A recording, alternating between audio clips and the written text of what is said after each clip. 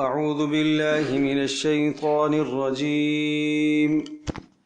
بسم الله الرحمن الرحيم. الله نور السماوات والأرض مثل نوره كمشكاة فيها مصباح المصباح في زجاجة الزجاجة كأنها كوكب دري يوقد من شجرة مباركة زيتونة لا شرقية ولا غربية يوقد من شجرة مباركة زيتونة لا شرقية ولا غربية يكاد زيتها يضيء ولو لم تمسسه نار نور على نور يهدي الله لنوره من يشاء ويضرب الله الأمثال للناس والله بكل شيء عليم. في بيوت أذن الله أن ترفع ويذكر فيها اسمه يسبح له فيها بالغدو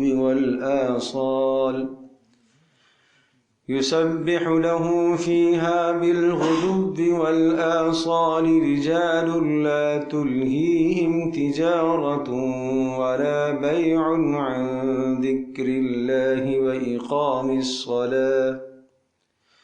وإقام الصلاة وإيتاء الزكاة يخافون يوما تتقلب فيه القلوب والأبصار ليجزيهم الله أحسن ما عملوا ويزيدهم من فضله والله يرزق من يشاء بغير حساب.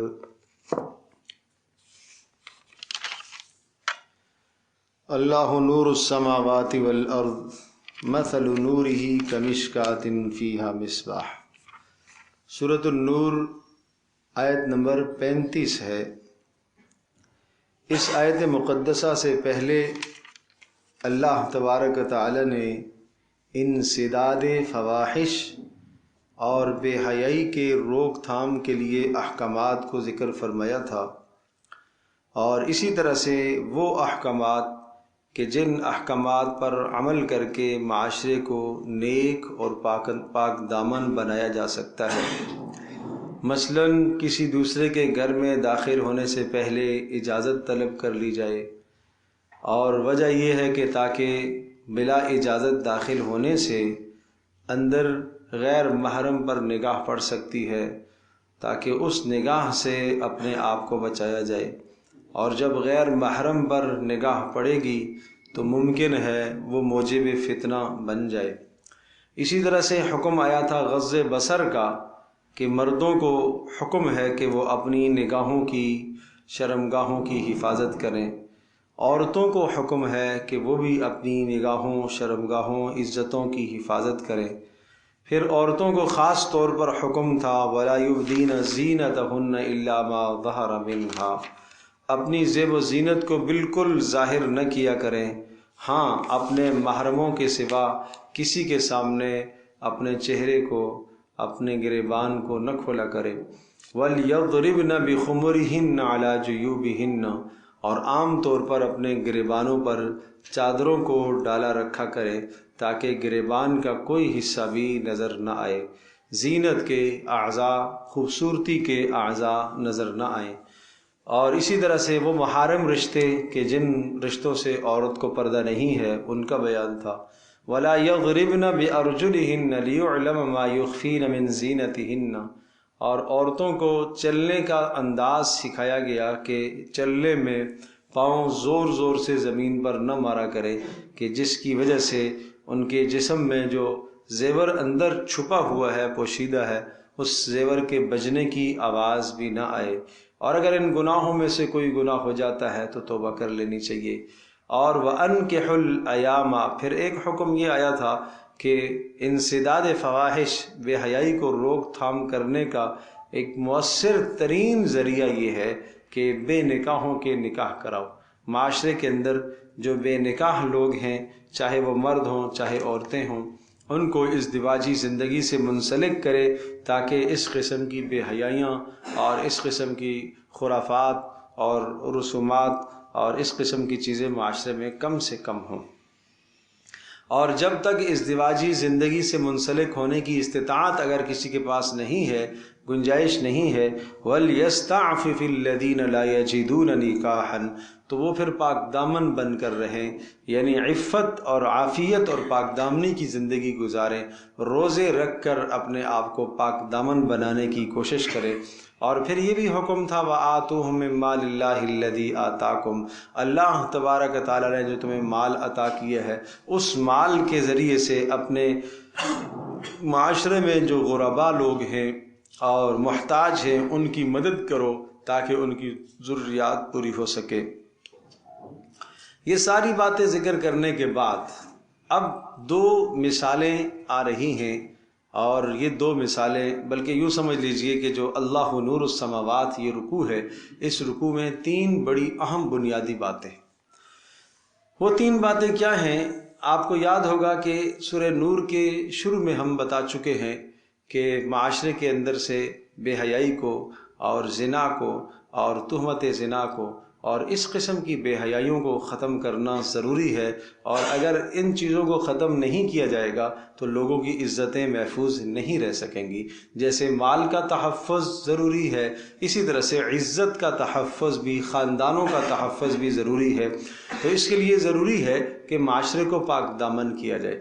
اب مثال دے کر سمجھایا جا رہا ہے کہ منافقوں کی مثال معاشرے میں کیسی ہے اور مومنوں کی مثال معاشرے میں کیسی ہے۔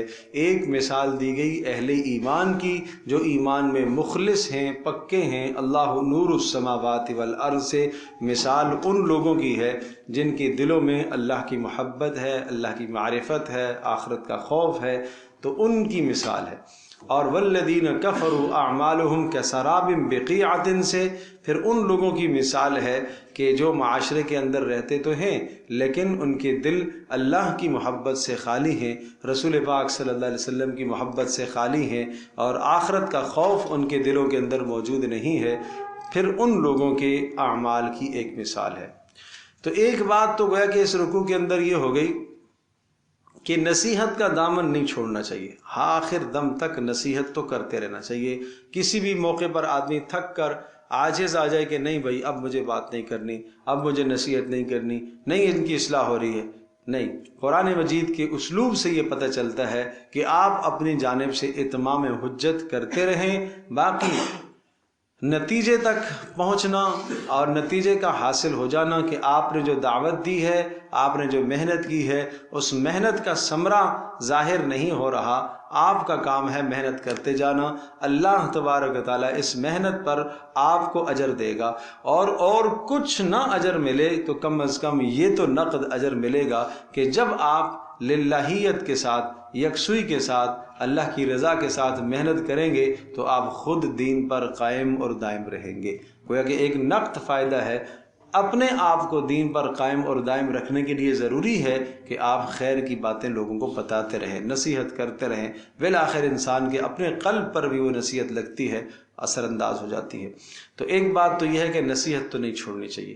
دوسری بات یہ ہے کہ ایک مثال کے ذریعے سے مخلص اور منافق میں فرق کیا گیا، اور تیسری بات یہ ہے کہ اس جہان کے اندر منافق لوگ جو ہے وہ اہل ایمان کے ساتھ مل کر دنیا کے منافع حاصل کر لیتے ہیں۔ وہ یہ خوش نہ ہوں کہ جس طرح سے دنیا میں مومن کے ساتھ مل کر وہ منافع حاصل کر لیتے ہیں، مال غنیمت بھی لے لیتے ہیں اور مردم شماری میں اپنے آپ کو مسلمان شمار کر لیتے ہیں، آخرت میں اللہ کے عذاب سے وہ نہیں بچ سکیں گے۔ آخرت میں صرف عمل ہی کام آئے گا، صرف نام کافی نہیں ہے، وہاں انسان کے اعمال دیکھے جائیں گے۔ تو ایک بڑی خوبصورت مثال ذکر فرمائی ہے اللہ تبارک تعالیٰ نے ایمان والے کے دل کی مثال۔ ترجمہ پہلے ملاحظہ ہوئی پھر میں سمجھاتا ہوں۔ اللہ نور السماوات والارض، اللہ تبارک تعالیٰ آسمانوں اور زمینوں کا نور ہے۔ اللہ تبارک و تعالیٰ آسمانوں اور زمینوں کو روشن کرنے والا ہے، منور کرنے والا ہے۔ تو اللہ نور السماوات والارض، اللہ تبارک و تعالیٰ روشن کرنے والا ہے، منور کرنے والا ہے آسمانوں کو اور زمینوں کو۔ یہ سمجھ لیجئے کہ آسمانوں اور زمینوں کا وجود اللہ تبارک و تعالیٰ کے وجود کے ساتھ وابستہ ہے، اللہ تبارک و تعالیٰ کے نور کے ساتھ وابستہ ہے۔ یہ ہمیں تو نظر آ رہا ہے کہ سورج کی وجہ سے، چاند کی وجہ سے، ستاروں کی وجہ سے یہ روشنیاں ہو رہی ہیں۔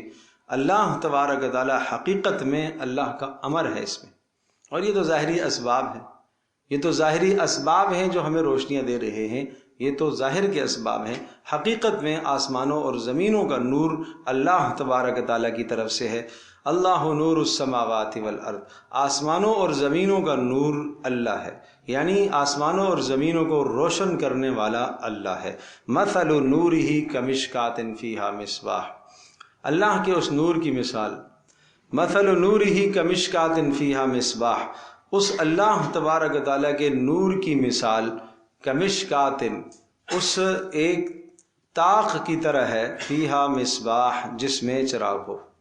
کمشکات فیہا مصباح، اللہ کے اس نور کی مثال کس کی طرح ہے؟ ایک طاق کی طرح ہے۔ مشکات کہتے ہیں طاقچے کو، طاق، دیواروں کے اندر طاق بنا ہوا ہوتا ہے اور اس کے اندر چراغ رکھا کرتے تھے پہلے زمانوں میں۔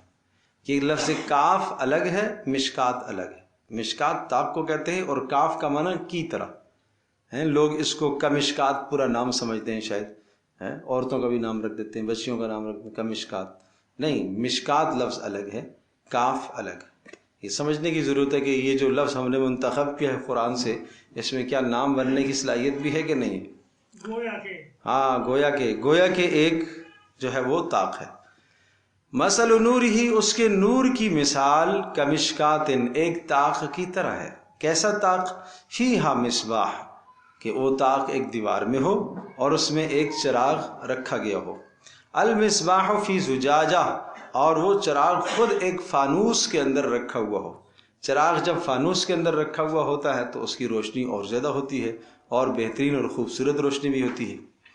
الزجاجۃ کأنہا کوکب دری، اور وہ زجاجہ، وہ فانوس کیسا خوبصورت، کیسا چمکدار، اس طرح سے چمکدار ہے، کأنہا کوکب دری، ایسا لگتا ہے جیسا کہ ایک چمکدار ستارہ ہے، جیسا کہ ایک چمکدار ستارہ ہے۔ یوقد من شجرۃ مبارکۃ زیتونۃ لا شرقیۃ ولا غربیہ، اور اس فانوس کے اندر جو چراغ رکھا ہوا ہے وہ چراغ جلایا گیا ہے من شجرۃ مبارکۃ، ایک بابرکت زیتون کے درخت سے، لا شرقیۃ ولا غربیہ، یوں سمجھ لو کہ جو مشرق کی جانب بھی نہ ہو، مغرب کی جانب بھی نہ ہو، معنی یہ کہ کسی سیدھے میدان میں اس کو، درخت کو کھڑا کر دیا جائے تو کسی طرف اس کا جھکاؤ نہ ہو۔ یکاد زیتھا یضیء ولو لم تمسسہ نار، وہ تیل اس کا، اس درخت کا تیل، زیتون کا تیل اتنا بہترین اور خوبصورت جلنے والا، یکاد زیتھا یضیء، قریب ہے کہ از خود ہی وہ روشن ہو جائے، ولو لم تمسسہ نار، اگرچہ اسے کوئی آگ نہ چھوئے، یعنی اسے آگ نہ لگے، بغیر آگ کے، بغیر تیلی کے سلگھائے، وہ کیا ہے، از خود چل جائے۔ نور علی نور، یہ ایک روشنی کے اوپر دوسری روشنی ہے۔ یہدی اللہ لنورہ من یشاء، اللہ تبارک و تعالیٰ اپنے نور کے بسبب جسے چاہتا ہے رہنمائی کرتا ہے۔ وَيَضْرِبُ اللَّهُ الْأَمْثَالَ لِلنَّاسِ، اور اللہ تبارک و تعالیٰ مثالیں بیان کرتا ہے لوگوں کے لیے۔ وَاللَّهُ بِكُلِّ شَيْءٍ عَلِيمٌ، اللہ تبارک و تعالیٰ ہر شے کا جاننے والا ہے۔ یہ تو میں نے ترجمہ کیا اس آیت کا۔ اب اس تمثیل کو یوں سمجھ لیجئے، قرآن جس تمثیل کو ذکر کرتا ہے، مثال کو ذکر کرتا ہے، کہا کہ آپ یہ تصور کرو کہ ایک دیوار ہو اور اس دیوار کے اندر ایک طاق ہو، اور اس طاق کے اندر ایک جو ہے وہ ایک فانوس رکھا ہوا ہو، اور وہ فانوس کے اندر ایک چراغ ہو۔ تو اب آپ یہ بتائیے کہ سب کی نگاہ جب دور سے اس دیوار کی طرف پڑتی ہے اور اس دیوار کے اندر رکھا ہوا فانوس ہو اور اس فانوس کے اندر رکھا ہوا چراغ ہو اور وہ چراغ بھی جلایا گیا ہو عام تیل سے نہیں بلکہ کس سے؟ زیتون کے تیل سے. تیلوں میں سب سے بہترین تیل وہ زیتون کا تیل ہے. تو جس کے جلنے میں کسی قسم کی جو ہے وہ بو نہیں ہے اور اس کے جلنے میں کسی قسم کا جناب دھواں نہیں ہے، سکون سے پرسکون سے ہو کے جلتا ہے اور اس کی آگ بڑی خوبصورت ہوتی ہے. تو یوں سمجھو ایک طاق ہو اور طاق کے اندر ایک فانوس رکھا ہوا ہو، اس فانوس کے اندر چراغ ہو اور وہ چراغ جو ہے وہ جلایا گیا ہو کس سے؟ زیتون کے تیل سے.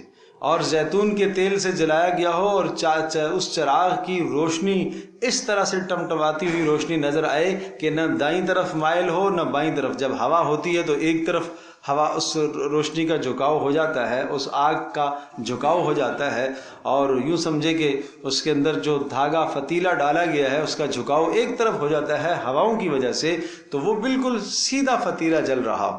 تو اب آپ بتاؤ کہ وہ کتنا خوبصورت لگے گا، کتنا بہترین لگے گا. فرمایا یہی مثال اس مومن کے دل کی سی بھی ہے کہ آپ ایک دیوار تصور کریں، مومن کا جسم، پھر اس جسد کے اندر آپ ایک تصور کریں طاقچہ ہو اور وہ خاص حصہ ہے جہاں دل ہے، پھر اس دل کی مثال فانوس کی سی ہے، وہ خود خوبصورت، پھر اس کے اندر ایمان کا چراغ اللہ پاک نے جلایا ہو. جیسے وہ جو دنیا کا چراغ زیتون کا ہم نے آپ کو بتلایا ہے کہ وہ اس قدر بہترین چراغ ہے کہ زیتون کے تیل کے قریب آگ جاتی ہے تو وہ خود جل جاتا ہے. مثال کے طور پر یعنی ایسا لگتا ہے جیسے از خود روشن ہو جائے گا، چمکتا ہوا تیل ہوتا ہے. وَلَوْ لَمْ يَمْسَسْهُ نَارٌ، اگرچہ اسے آگ کی تیلی نہ بھی دکھائی جائے، آگ اس کے قریب نہ بھی کی جائے، از خود وہ ایسا لگتا ہے جیسے جل اٹھے گا. بالکل اسی طرح سے اب سنیے گا، جس شخص کا دل صحیح ہوتا ہے، فطرت سلیمہ جس کے پاس موجود ہوتی ہے، جس کے دل میں فتنہ نہیں ہوتا، جس کے دل میں چور نہیں ہوتا، جس کے دل میں دھوکہ نہیں ہوتا، جس کے دل میں فراڈ نہیں ہوتا، تو اس کے دل کے اندر سب سے پہلی اور بنیادی چیز کیا ہے؟ اللہ نے اپنی معرفت کا نور اس کے سینے میں رکھا ہوا ہے. اور اس کو اگر آپ اس کے ساتھ جوڑے عہد الست کے ساتھ کہ اللہ تبارک تعالیٰ نے جب عہد لیا تھا کہ بتاؤ میں تمہارا رب ہوں کہ نہیں، تو سب نے کہا تھا اللہ تو ہمارا رب ہے. تو وہ نور اللہ نے اس کے سینے میں رکھا ہوا ہے. گویا کہ چراغ جل رہا ہے، وہ چراغ کیا ہو رہا ہے؟ جل رہا ہے. اب اس جلتے ہوئے چراغ کو اگر یہ کفر سے، یہ شرک سے، یہ نفاق سے، یہ دنیا کی گندگیوں سے اگر اس چراغ کو مٹا دیتا ہے، بجھا دیتا ہے، تو اس کا اپنا نقصان. تیل تو اندر موجود ہے اور دنیا کے تیلوں میں سے سب سے قیمتی تیل زیتون کا وہ اس کے پاس موجود ہے. اسی طرح سے ایمان اس کے پاس موجود ہے. ذرہ سی اس کے اندر اس کو حرارت اور اس کو ذرہ سا اس کو پیٹرول ملے تو یہ جل جائے گا. اور پیٹرول کیا ہے؟ وحی کا نور. جیسے ہی یہ قرآن کی بات سنے گا، حدیث کی بات سنے گا، فوراً اس کا دل اسے کیا کرے گا؟ قبول کرے گا، اور اس کی زندگی کیا بدلنا شروع ہو جائے گی. دیکھتے نہیں ہیں بہت لوگ ایسے ہوتے ہیں، بہت جلدی دل بدلنا شروع ہو جاتا ہے. یہ فطرت کی طرف اشارہ ہوتا ہے، بہت فطرت کے قریب ہوتے ہیں، بہت جلد دل بدلنا شروع ہو جاتا ہے. تو فرمایا مومن کی مثال ایسی ہے، جیسی جیسی ہماری آیات اترتی ہیں اس کے پاس اندر کیا ہے؟ وہ ایمانی نور پیدائشی طور پر کیا ہے؟ اس کے پاس موجود ہے. جیسے جیسے اوپر سے نور اترتا ہے اور اس کے لیے جناب مواد اترتا ہے، اس نور کو تیز کرنے کا، جلا بخشنے کا جیسے ہی مواد آتا ہے، وہ مواد کیا ہے؟ وحی کی صورت میں آیات آتی ہیں، تو اس کا ایمان کیا ہوتا ہے؟ بڑھنا شروع ہوتا ہے، بڑھتا چلا جاتا ہے، بڑھتا چلا جاتا ہے. یہ مثال کس کی ہو گئی؟ مومن اور مخلص کی، کہ اس کے دل میں اللہ پاک نے کیا رکھا ہوا ہے؟ چراغ، ایمانی چراغ اس کے پاس ہے. اور جیسے ہی وہ قرآن سنے گا، نصیحت کی بات سنے گا، تو کیا ہوگا؟ وہ چراغ اور روشن ہوگا، اس کو اور تقویت ملے گی. لیکن مثال دوسرے شخص کی، منافق کی، کافر کی، کہ جس کے دل میں پہلے سے اندر کفر ہے، اور جب وہ مزید بات سنے گا اور حق کی مخالفت کرے گا اور نبی کی مخالفت کرے گا، اہل ایمان کی مخالفت کرے گا، اور اس ماحول کے ساتھ سورۃ النور کے ماحول کو آپ سمجھیں، اس ماحول کے ساتھ جوڑیں، جب وہ مزید اس معاشرے کے اندر بے حیائی کو فروغ دے گا اور پھیلائے گا تو پہلے سے اس کے اندر کیا موجود ہے؟ کفر تو پہلے سے موجود ہے، نفاق تو پہلے سے موجود ہے، اور اس نفاق کے اوپر جب مزید اس نے اس قسم کے جرائم کیے تو نفاق اور کفر بڑھے گا یا کم ہوگا؟ بڑھے گا۔ تو پہلے سے اندھیرا اور مزید اور اندھیرا ہو گیا، تو اندھیرے کے اوپر اندھیرے آ گئے۔ اور پہلے والا مثال، مومن کی مثال کیا تھی؟ پہلے سے اس کے پاس نور موجود ہے، اب نور جب موجود ہے تو اس نور کے اوپر مزید نور آ گیا، کیا کہ دین کی بات سنی، قرآن کی بات سنی، حدیث کی بات سنی، نیک مجالس میں بیٹھا تو اس کے اندر ایمانی ترقی ہو گئی، تو نور کے اوپر نور آیا۔ پہلے سے نور موجود ہے، نور کے اوپر کیا ہے؟ جس کو آپ اردو میں تعبیر کرتے ہیں سونے پہ سہاگا، یہ ہے نور علی نور۔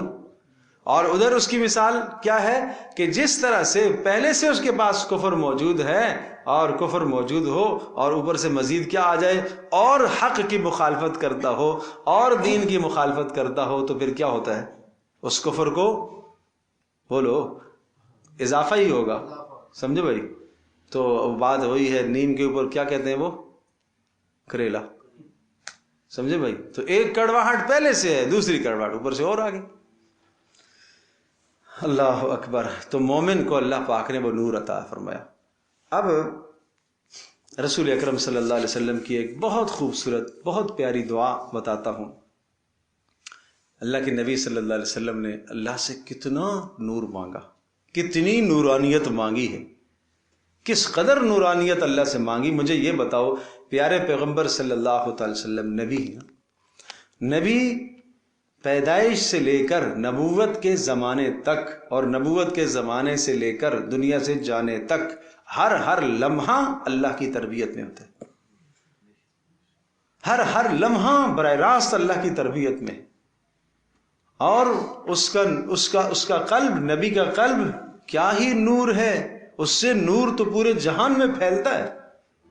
اور پیارے پیغمبر صلی اللہ تعالی علیہ وسلم کے قلب اطہر سے جو نور پھیلا، اور آج میں اور آپ اسی نور کی برکت سے بیٹھے ہوئے، اتنا نور ہونے کے باوجود بھی اللہ سے کتنا مانگ رہے ہیں، کتنا اللہ سے مانگ رہے ہیں۔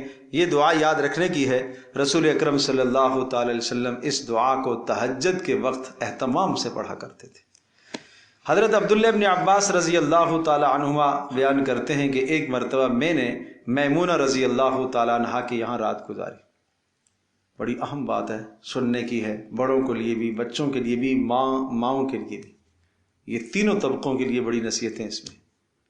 عبداللہ ابن عباس مکہ میں رہائش پذیر تھے، والد عباس آپ علیہ السلام کے چچا وہ مکہ میں ہی تھے۔ آپ علیہ السلام ہجرت کر کے مدینہ تشریف لے گئے، اور ان کا ابھی بچپنا تھا، یہ کوئی بڑی عمر کے نہیں تھے، بچپن ہی تھا، 10-11 سال کی عمر میں تھے۔ تو مکہ مکرمہ سے سفر کر کے مدینہ طیبہ صرف اور صرف رسول اللہ صلی اللہ علیہ وسلم کی رات دیکھنے کے لیے آ رہے ہیں کہ آپ رات کو کیا کرتے ہیں۔ آپ شوق دیکھ رہے ہیں، اس بچے کا شوق آپ دیکھ رہے ہیں کہ صرف اور صرف کیا کرنے آ رہے ہیں؟ رسول اللہ صلی اللہ علیہ وسلم کے رات کے اعمال دیکھنے کے لیے آئے۔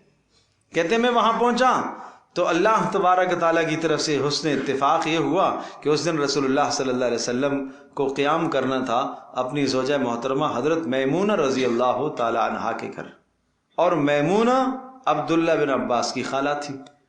مجھے اور سہولت ہو گئی، کسی اور کا گھر ہوتا تو ذرا مشکل تھا، خالہ کا گھر ہے تو اور سہولت ہو گئی، خوش بھی ہوا۔ اب میں دیکھنا چاہا کہ رات کو کیا ہوتا ہے، آپ علیہ السلام کیا اعمال کرتے ہیں۔ تو میں نے اپنی خالہ میمونہ سے کہا مجھے بھی جو ہے رات کو جگا دیجیے گا۔ خالہ نے بستر اس طرح سے لگائے کہ پیارے پیغمبر صلی اللہ علیہ وسلم کا بستر مبارک پھر برابر میں حضرت میمونہ کا، اور سر کی طرف اس طرح سے کر کے میرا بستر لگایا۔ اب میں تلاش میں ہوں، دیکھوں گا، اور خالہ کو میں نے کہا مجھے اٹھانا ہے، ایسا نہ میں نہ بیدار ہوں۔ تو رسول پاک صلی اللہ تعالی علیہ وسلم رات کو اٹھے تو میں خود بیدار ہو گیا۔ جب شوق ہوتا ہے اور طلب ہوتی ہے تو اللہ اسباب بناتا ہے۔ تو کہنے لگے رات کو اٹھے، قضائے حاجت سے فارغ ہو کر اپنا چہرہ اور دونوں ہاتھ دھوئے۔ اللہ اکبر۔ تو پھر سو گئے، پھر آپ نیند سے بیدار ہوئے، مشکیزے کے پاس آئے، اس کا بند کھولا، وضو فرمایا، نہ زیادہ پانی بہایا اور نہ بہت تھوڑا بلکہ مکمل وضو فرمایا، پھر نماز پڑھنے لگے۔ پھر میں آہستہ سے اٹھا، کیونکہ یہ مجھے پسند نہیں تھا کہ رسول پاک صلی اللہ علیہ وسلم کو یہ محسوس ہو کہ میں ان کے عمل کو دیکھ رہا ہوں، یہ ذرا اچھا نہیں لگ رہا تھا۔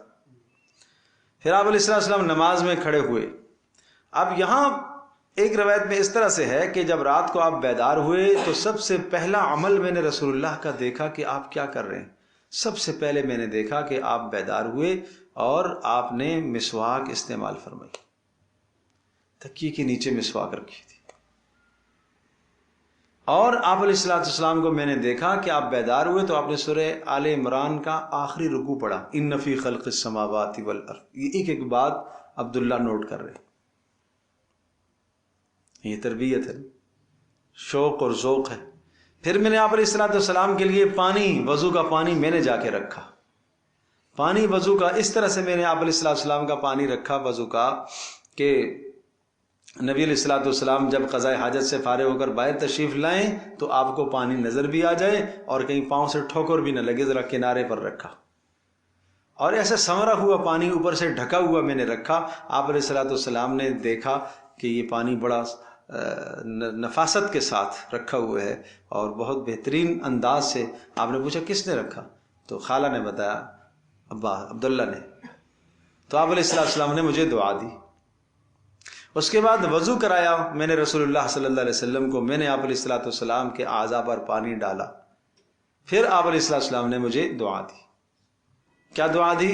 اے اللہ اس کو کتاب کا علم عطا فرما، اے اللہ اس کو قرآن کی تفسیر کا علم عطا فرما۔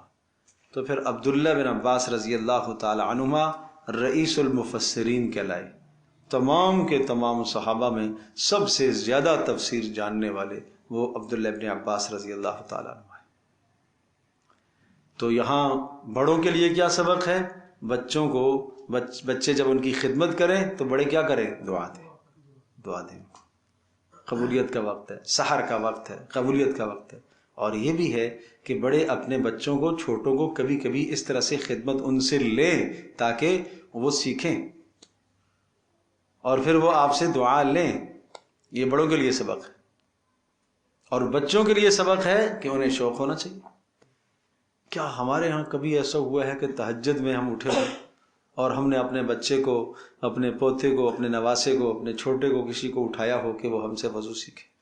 یہاں تو فجر کی نماز نصیب نہیں ہوتی۔ اللہ اکبر۔ تو رسول اکرم صلی اللہ تعالی علیہ وسلم نے اس طرح سے آپ نے وضو فرمایا، اور آپ علیہ السلام نماز کے لیے جب کھڑے ہوئے تو میں آپ علیہ السلام کی بائیں جانب کھڑا ہوا۔ آپ نے میرے کان سے مجھے پکڑ کر گھما کر اپنی دائیں طرف کر لیا، دائیں طرف کر لیا، اس طرح سے پکڑا اور پیچھے سے کر کے ادھر لے آئے مجھے۔ تو یہ پتہ چل گیا کہ اگر ایک امام ہے اور ایک مقتدی ہے تو مقتدی کو کہاں کھڑے ہونا ہے؟ دائیں جانب، دائیں جانب کھڑا کر دیا۔ آپ علیہ السلام نے نماز مکمل فرمائی۔ اچھا، اس دوران کبھی ایسا ہوا کہ میں پیچھے ہٹتا پھر آپ مجھے آگے کرتے، پھر میں پیچھے ہٹتا پھر آگے کرتے، تو رسول پاک صلی اللہ علیہ وسلم نے مجھ سے پھر سلام کے بعد کہا، عبداللہ میں تمہیں آگے کر رہا ہوں تم پیچھے ہٹ رہے ہو۔ کہنے لگے، رسول میری کیا مجال، میں آپ کے برابر میں کھڑا ہوں۔ یہ چھوٹا بچہ، معصوم بچہ ہے، چھوٹی عمر ہے، اس عمر میں یہ تربیت ہے اور یہ ادب آداب اتنے جانتے ہیں کہ رسول اکرم صلی اللہ علیہ وسلم کے برابر میں مجھے نہیں کھڑا ہونا چاہیے۔ تو اس ادب کو دیکھ کر رسول اللہ صلی اللہ علیہ وسلم نے پھر سے دعا دی۔ اس کے بعد فرماتے ہیں کہ جب نبی صلی اللہ علیہ وسلم نے یہ اپنی نماز پوری فرمائی، 13 رکعتیں آپ نے پوری کر لیں، تو پھر رسول پاک صلی اللہ تعالی علیہ وسلم تھوڑا سا لیٹ گئے۔ تو 8 رکعتیں نفل ادا فرمایا کرتے تھے، اور اس کے بعد جب صبح صادق کا وقت ہو جاتا تو 2 سنتیں پڑھ لیتے، 2 سنتیں پڑھ کے پھر استراحت تھوڑی سی کر لیا کرتے تھے کہ رات دیر تک قیام ہوتا تھا۔ تو اول وقت میں یہ 2 سنتیں پڑھ کے پھر تھوڑا سا استراحت فرماتے تھے، اس کے بعد جو ہے نماز کے لیے تشریف لے جاتے۔ تو گویا کہ 8 رکعتیں وہ ہو گئی نماز نفل کی، اور اس کے بعد 3 وتر بھی ہو گئے اور 2 سنتیں وہ ہو گئی تو اس طرح سے فرمایا کہ پھر آپ علیہ السلام لیٹ گئے یہاں تک کہ سانسوں کی آواز آنے لگی، اور جب آپ علیہ السلام سوتے تھے تو آپ کی سانس لینے کی آواز آیا کرتی تھی، زیادہ ہو جایا کرتی تھی۔ حضرت بلال رضی اللہ تعالی عنہ نے آ کے نماز کی اطلاع دی اور آپ کو جگایا، تو رسول پاک صلی اللہ تعالی علیہ وسلم نے آپ نے نماز پڑھی اور آپ نے یہ کلمات ارشاد فرمائے، آپ نے اپنی دعا میں یہ کلمات کہے، اللہم اجعل فی قلبی نورا، اے اللہ میرے دل میں نور پیدا فرما، وفی بصری نورا، اے اللہ میری آنکھوں میں بھی نور پیدا فرما، وفی سمعی نورا، اے اللہ میرے کانوں میں بھی نور پیدا فرما، وعن یمینی نورا، اے اللہ میری دائیں جانب بھی نور پیدا فرما، وعن یساری نورا، اے اللہ میرے بائیں جانب بھی نور پیدا فرما، وفوقی نورا،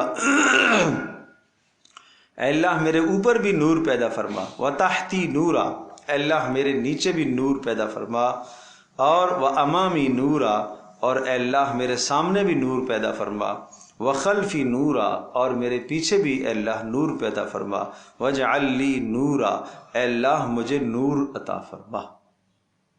یہ فجر کے وقت آپ علیہ السلام نے یہ دعا پڑھی۔ علماء نے لکھا ہے کہ جب آدمی فجر کی نماز کے لیے نکلے تو اس وقت اس دعا کو پڑھنا چاہیے، بڑی خوبصورت دعا ہے، اور ہے آسان ہے، کوئی مشکل بھی نہیں ہے، 2-4 بار آپ پڑھیں گے تو انشاءاللہ یاد ہو جائے گی۔ ہاں راستے میں پڑھ لیں، کوئی حرج نہیں، چلتے چلتے پڑھ لیں۔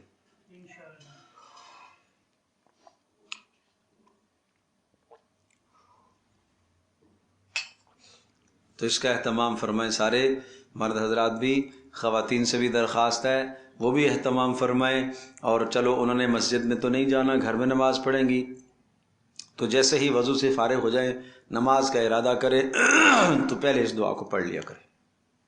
بہت پیاری دعا ہے، اور اس دعا کو یاد کیجئے گا، یہ نورانیت طلب کرنے کی دعا ہے۔ دائیں بائیں آگے پیچھے اوپر نیچے، دل میں کانوں میں ہر شے میں اللہ نور عطا فرما، تو اس نور کا مطلب اے اللہ مجھے ایسی روشنی اور مجھے ایسی صلاحیت اور طاقت عطا فرما کہ میں اس نور کے ذریعے سے تیری مرضی کو پہچان سکوں۔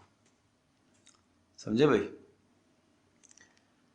انسان جب اللہ کے قریب ہوتا ہے نا، حدیث میں آتا ہے بندہ میرے قریب ہوتا ہے کس سے؟ نوافل کے ذریعے سے، اور اتنا قریب ہو جاتا ہے، اتنا قریب ہو جاتا ہے، اتنا قریب ہو جاتا ہے کہ میں اس کی آنکھیں بن جاتا ہوں جس سے وہ دیکھتا ہے، اس کے کان بن جاتا ہوں جس سے وہ سنتا ہے، اس کی زبان بن جاتا ہوں جس سے وہ بولتا ہے، اس کے ہاتھ بن جاتا ہوں جس سے وہ پکڑتا ہے۔ اتنا قرب اللہ تعالیٰ عطا کرتے ہیں۔ اچھا یہ کیسے، کیا مطلب ہے؟ کبھی آپ نے دیکھا سنا ہوگا کسی آدمی پر اگر جن آ جائے تو وہ کہتے ہیں کہ جن بول رہے نا، یہ تو نہیں بول رہا، اب یہ کچھ نہیں کہہ رہا ہوتا، اس وقت وہی کہہ رہا ہے، بول رہا ہے، وہی کروا رہا ہے، جو اس کی حرکتیں وہ سب کی سب کون کروا رہا ہوتا ہے؟ اور جن اس کے اندر حلول کیے ہوئے ہوتا ہے۔ تو اللہ تبارک تعالی جب کسی شخص سے محبت کرتا ہے تو اس کا ہر عمل اللہ کی مرضی میں فنا ہو جاتا ہے۔ جیسے وہ پاگل مجنون ہو گیا نا، وہ تو جن کی مرضی کے تابع ہے، لیکن یہاں اللہ سے جب تعلق نصیب ہو جاتا ہے تو اس کا ہر عمل اللہ کی مرضی کے مطابق ہوتا ہے، پھر اس کی آنکھ نافرمانی کی طرف نہیں اٹھتی، پھر اس کے کان نافرمانی کو نہیں سنتے، پھر اس کی زبان نافرمانی کو نہیں بولتی، پھر اس کے ہاتھ نافرمانی کو نہیں چھوتے، پھر اس کے پیر نافرمانی کی طرف نہیں جاتے، پھر اس کے دل کے اندر نافرمانی کی بات نہیں آتی۔ کیوں؟ اس لیے کہ اس کو اللہ نے نور عطا فرمایا ہے، اس کو اللہ نے نورانیت عطا فرمائی ہے، اس ایمانی نور کی وجہ سے اب یہ گناہوں سے پیچھے رہتا ہے۔ اب یہ ہمہ وقت یہ تلاش کر رہا ہوتا ہے کہ میرا اللہ کس بات سے راضی ہے، یہ اللہ کی مرضی کو ڈھونڈ رہا ہوتا ہے۔ اللہ پاک ہم سب کو یہ سعادت عطا فرمائے۔ تو یہ دعا یاد کرنے کی ہے، اور اسے خود بھی اہتمام سے پڑھیں، دوسروں کو بھی پڑھائیں۔ اب آگے چلیں۔ اب رہی بات، بڑی اہم بات، کیا کیا جائے؟ بات گھوم کے وہیں آتی ہے، یہ نور حاصل کہاں سے ہوگا؟ اب آگے دیکھیں نا، خود قرآن کیا کہہ رہا ہے، یہ نور حاصل کہاں سے ہوگا؟ اللہ نور السماوات والارض یہ پوری آیت بیان کرنے کے بعد آگے دیکھیے کیا ارشاد فرمایا، فی بیوت اذن اللہ ان ترفع، بھائی ایسے دنیا میں گھر موجود ہیں کہ اللہ کا حکم ہے کہ ان گھروں کو بلند کیا جائے اللہ کی یاد سے، یعنی مساجد کو بلند کیا جائے، اللہ کی یاد سے انہیں بلند کیا جائے، وَيُذْكَرَ فِيهَا اسْمُهُ، اور اس میں اللہ، ان مساجد میں اللہ کا نام بلند کیا جائے، ان مساجد میں اللہ کا نام لیا جائے، بھائی اللہ اکبر، اللہ کا نام لیا جائے۔ تو پتہ یہ چلا کہ یہ نور ہمیں حاصل ہوگا مسجد کے ماحول سے، اور مسجد کا ماحول جتنا جاندار ہوگا اور مسجد کے اندر جتنی محنت ہوگی، اس محنت کے اثرات پورے معاشرے پر پڑتے۔ یوں سمجھ لیجئے گا مسجد تمام کے تمام انوارات کا منبع ہے، مرکز ہے انوارات کا، سارے انوارات اور تجلیات مسجد میں اترتی ہے۔ جب باجماعت نماز ادا ہوتی ہے تو آپ کا کیا خیال ہے، کوئی کم نور ہے؟ اللہ کی طرف سے فرشتے اترتے ہیں جو ان نمازیوں کی دعاؤں پر آمین کہتے ہیں، غیر المغضوب علیہم ولا الضالین جب کہیں گے اس کے بعد آمین کہیں گے تو ملائکہ کی آمین ساتھ شامل ہوتی ہے۔ تو جہاں نزول ملائکہ ہو وہاں کوئی کم رحمت ہے کیا؟ جہاں ہر وقت قرآن پڑھا جاتا ہو، جہاں قال اللہ قال الرسول کی صدائیں بلند ہوتی ہوں، اور جہاں مساجد جس قدر فعال ہوں اور مساجد میں محنت ہو، اس محنت کے اثرات محلے پر پڑتے ہیں۔ رسول اکرم صلی اللہ تعالی علیہ وسلم کے زمانے کی مساجد کیسی تھی؟ آپ علیہ الصلوۃ والسلام کی مسجد صرف نماز کے لیے مرکز نہیں تھی، وہ ایک اسلامی مرکز ہے، اسلامی مدرسہ بھی وہاں پر موجود ہے، اصحاب صفہ کا مدرسہ بھی مسجد میں ہے، مسجد سے متعلقہ چبوترا ہے، اس کے اندر اصحاب صفہ پڑھتے ہیں۔ آج بہت سارے لوگوں کا یہ تصور ہے کہ مسجد مدرسہ ہمیں مدرسہ نہیں چاہیے، ہمیں مسجد چاہیے بس۔ تو اس کا مطلب کیا ہوا کہ آپ اپنی نئی نسل کو دیندار نہیں بنانا چاہتے۔ جب تک ذہنی تربیت نہیں ہوگی، یاد رکھیے گا ذہنی تربیت نہیں ہوگی۔ حضرت مولانا ابو الحسن ندوی رحمۃ اللہ علیہ بہت بڑا جملہ ارشاد فرمایا، ذہنی تربیت اگر نہ ہو تو آنے والی نسلیں، آپ کہتے ہو کہ نماز، تو یوں سمجھو کہ مساجد پر بھی پابندی لگ جائے گی پھر، سمجھے؟ اور آج ہم اسی ماحول سے گزر رہے ہیں اور یہی بھگت رہے ہیں اور یہی سن رہے ہیں روزانہ۔ اس مسجد کو گرایا جائے، ایک گر گئی تو پھر تو ہر ایک کا گرانا آسان، اس کو بھی گرایا جائے، نہیں یہ بھی ٹھیک نہیں ہے، یہ بھی ٹھیک نہیں ہے، یہ بھی ٹھیک نہیں ہے۔ اتنا طویل زمانہ جہاں اللہ کی بارگاہ میں سجدہ ہوتا رہا ہو، اللہ کی بندگی ہوتی رہی ہو، اور مسجد جو ایک بار بن جاتی ہے تو وہ قیامت تک مسجد مسجد ہی رہتی ہے، اس کو کسی قسم کے کسی اور کام میں استعمال کرنا جائز نہیں ہے۔ یہاں تک کہ اگر کسی علاقے کے اندر سے آبادی ختم ہو گئی، وہاں پہلے محلہ تھا، مسجد تھی، آبادی بالکل ختم ہو گئی، اب وہاں کوئی بندہ ہے ہی نہیں جو اس مسجد میں نماز پڑھے، تو تب بھی چار دیواری لگا کر اس جگہ کو چھوڑ دینے کا ہے، اس لیے کہ اب اس پر کوئی تعمیر دوسری نہیں کر سکتے ہو۔ یہ زمین سے لے کر آسمان تک یہ مسجد ہی ہے، اس پہ اوپر کوئی تعمیر نہیں ہو سکتی۔ تو مساجد سے ہم اپنے تعلق کو، اپنی نسلوں کے تعلق کو ہم مساجد سے مضبوط کریں۔ مجھے آپ یہ بتائیے، اگر مساجد میں محنت نہ ہو تو یقیناً اس محلے کے اندر دینداری قائم نہیں ہوگی۔ بہت بڑی محنت کی ضرورت ہے، بڑی جان مارنے کی ضرورت ہے، مساجد کے اندر محنت ہو۔ فی بیوت اذن اللہ ان ترفع، بلند کیا جائے، بلند کیا جائے، اللہ تبارک و تعالیٰ کا حکم ہے، اللہ کا حکم ہے، اللہ کی توحید سے اللہ کے گھروں کو بلند کیا جائے، وَيُذْكَرَ فِيهَا اسْمُهُ، اور اللہ تبارک و تعالیٰ کا نام اس میں لیا جائے۔ یسبح له فیہا بالغدو والآصال، اللہ کی تسبیح اور تقدیس بیان کرتے ہیں صبح و شام، اس میں نمازوں کا اہتمام کرتے ہیں، دینی حلقے قائم کرتے ہیں، تعلیم اور تربیت کا انتظام و اہتمام کرتے ہیں۔ کون؟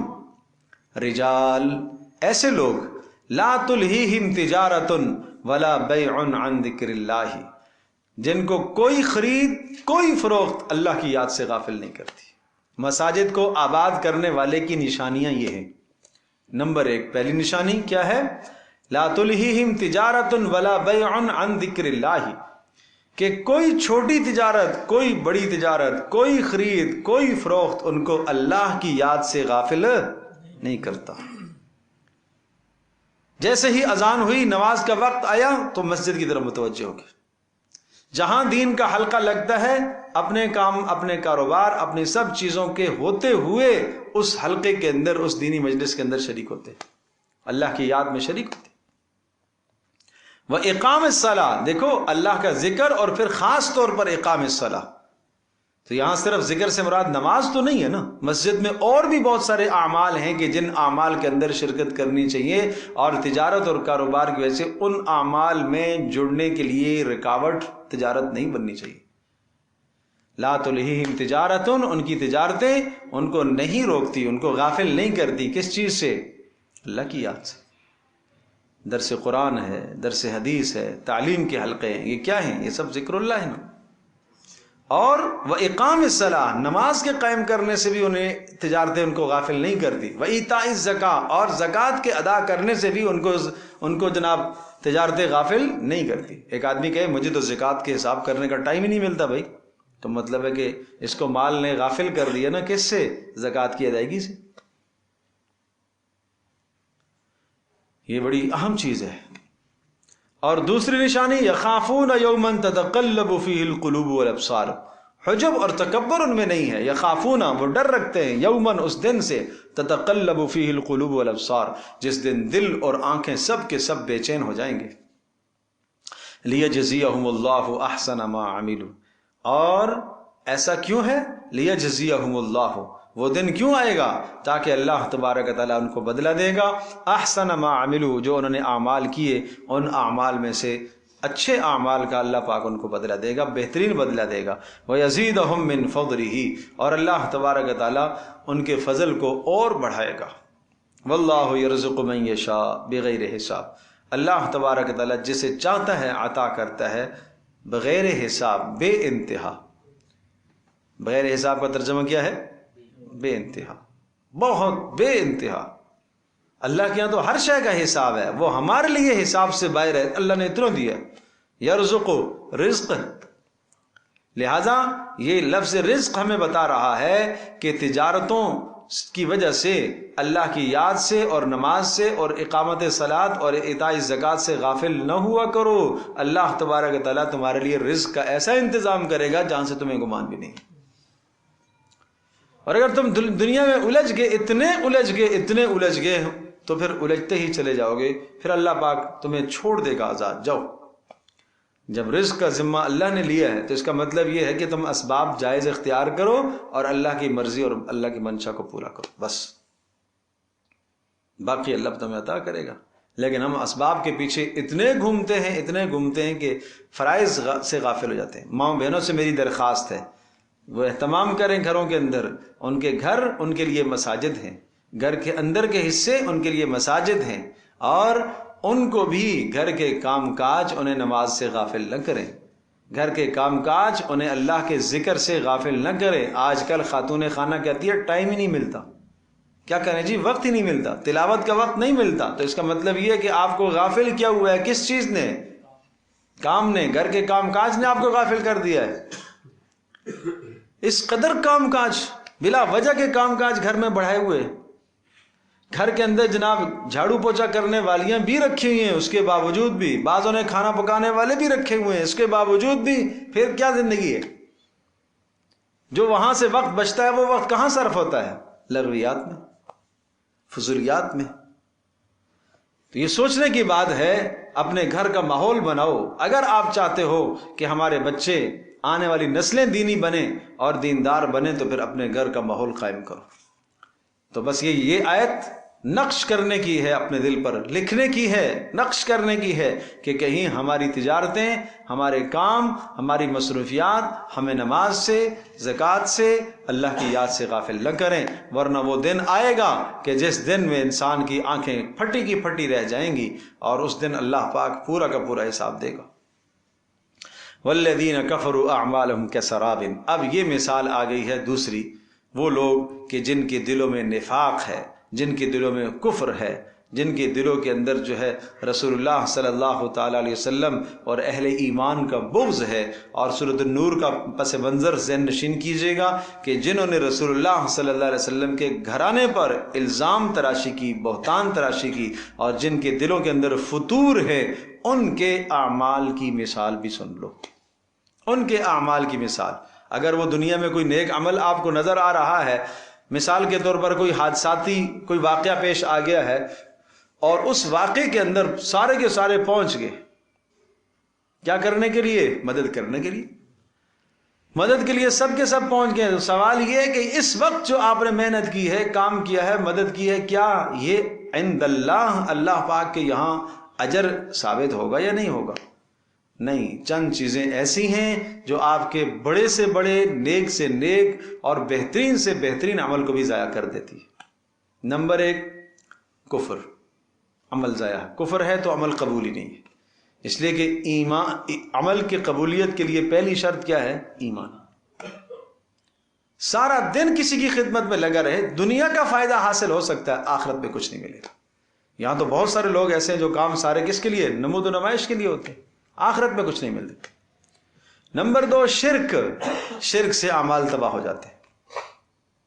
شرک ایسا جراثیم ہے، ایسا جراثیم ہے کہ پہاڑوں جیسے اعمال کے ساتھ بھی جب ٹکراتا ہے تو وہ پاش پاش ہو جاتے ہیں، کچھ نہیں. نمبر 3 ریاکاری. یہ شرک ہی کا ایک زمرہ ہے، ریاکاری. کام کیوں کر رہے ہو؟ تاکہ لوگ کہیں کہ بڑا اس نے کام کیا، تاکہ لوگ کہیں کہ اس نے بڑی محنت کی ہے، تاکہ لوگ کہیں کہ اس نے بڑا پیسہ خرچ کیا. قیامت کے دن کہا جائے گا اس ریاکار کو، جاؤ آج انہی سے اپنے کام کے اجر کا مطالبہ کرو جن کے لیے دنیا میں تم نے کام کیا تھا.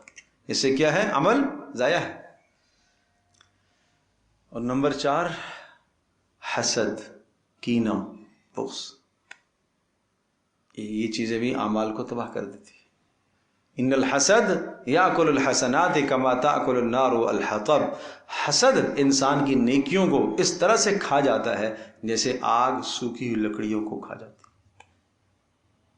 عمل نہیں بچتا آدمی کے پاس. آدمی سمجھتا ہے کہ میں نے بہت سارے اعمال کیے ہیں، اور فجعلناہ ھباء منثورا. فرمایا ہم نے ان کے بڑے بڑے اعمال کو، پہاڑوں جیسے اعمال کو ریت کی ذروں کی طرح کر دیا، بے وقعت کر دیا. کوئی وقعت نہیں ہے اللہ کے ایسے اعمال کی. تو کس سے؟ حسد سے. حقوق العباد میں رعایت نہ کرنا، یہ بھی اسی زمرے میں آتا ہے. ظاہر سی بات ہے کہ کسی کو ستایا ہے، کسی کا دل دکھایا ہے. قیامت کے دن حدیث میں آتا ہے، پوچھا گیا، آپ علیہ السلام نے پوچھا بتاؤ مفلس کون ہے؟ کہ اللہ کے رسول جس کے پاس مال پیسہ نہ ہوگا. نہیں، آخرت کا مخلص وہ ہے، آخرت کا مفلس غریب آدمی وہ ہے جو پہاڑوں جیسے اعمال لے کر آئے گا، لیکن کسی کو تھپڑ لگایا ہوگا، کسی کی غیبت کی ہوگی، کسی کی چغلخوری کی ہوگی، کسی کو جناب اس نے گالی دی ہوگی، کسی کی عزت پر حملہ کیا ہوگا، کسی کا مال لوٹا ہوگا. ایک آدمی آ کر کہے گا اس نے میری عزت پر حملہ کیا تھا، آج مجھے بدلہ دلوایا جائے، تو کیا ہوگا؟ اس کی نیکیاں اس کو دے دی جائیں گی. اور اس طرح سے کرتے کرتے ساری نیکیاں ختم ہو جائیں گی. پھر اس کے بعد پھر بھی بدلہ لینے والے، حق لینے والے باقی ہوں گے. اللہ پاک پھر ارشاد فرمائیں گے اب اس کے پاس نیکیاں تو نہیں بچی ہیں، جو حق لینے والے ہیں ان کے گناہ اس پر ڈال دو. اب گناہ ڈلنا شروع ہو جائیں گے. جس طرح سے پہاڑوں جیسے اعمال لے کے آیا تھا نیک، اب پہاڑوں جیسے گناہ ہے، اور حکم ہوگا اس کو گھسیٹ کر جہنم میں لے جاؤ. یہ سب سے بڑا فقیر ہے آخرت کا. تو یہ اعمال کس سے، ان تمام چیزوں سے کیا ہوتے ہیں؟ تباہ ہو جاتے ہیں، اعمال ضائع ہو جاتے ہیں. اس لیے اپنے اعمال کی حفاظت کیا کرو. قرآن کہتا ہے من جاء بالحسنہ فلہ عشر امثالہا. جو ایک عمل لے کر آئے گا، ایک کے بدلے میں ہم اس کو 10 دیں گے. لے کر آئے گا، یہ نہیں کہ کر کے آئے گا، کر کے آئے گا، لے کر آئے گا. اب یہاں جو قرآن مثال دے رہا ہے دیکھیے، والذین کفروا اعمالہم، وہ لوگ جنہوں نے کفر کیا ان کے اعمال کی مثال کسراب بقیعۃ، کسراب چمکتے ہوئے ریت کی طرح. سراب کہتے ہیں چمکتا ہوا ریت.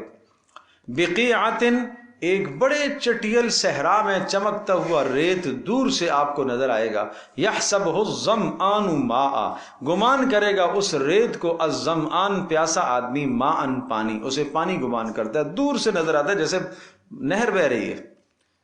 اس کا مشاہدہ آپ کو ہوگا، روڈوں پر بھی کبھی کبھی نظر آتا ہے. دور تک دیکھے جہاں گاڑی نظر نہ آتی ہو، اور جناب میلوں دور، کئی کلومیٹر دور، اور شدید دوپہر کی کڑاکے کی دھوپ ہو تو آپ دیکھیں گے، آپ کو یہ نظر آئے گا. یہ منظر ایسا لگتا ہے جیسے کہ پانی بہ رہا ہے. اس وقت اس آیت کو یاد کرو. آدمی خوش ہو گیا کہ پانی ہے، پیاسا آدمی خیال کرتا ہے پانی ہے. حتی اذا جاءہ، یہاں تک کہ جب یہ آدمی دوڑتا دوڑتا دوڑتا قریب پہنچے گا، لم یجدہ شیئا، کچھ بھی نہیں پائے گا. پانی نہیں ہے، وہ کیا ہے؟ ریت ہے۔ اسی طرح سے ان لوگوں کے اعمال، انہوں نے یہ تصور کیا کہ ہمیں بہت کچھ ملے گا آخرت میں، لیکن آخرت میں کچھ بھی ان کے پلے نہیں آئے گا۔ وَوَجَدَ اللَّهَ عِندَهُ فَوَفَّاهُ حِسَابًا، اور وہاں وہ پائے گا، اللہ کی تدبیر کو پائے گا، اللہ کی تدبیر کو، فَوَفَّاهُ حِسَابًا، اللہ تبارک و تعالیٰ پورا حساب اس کو دے گا، یعنی جو وقت مقررہ ہے اس پر اس کا خاتمہ ہوگا۔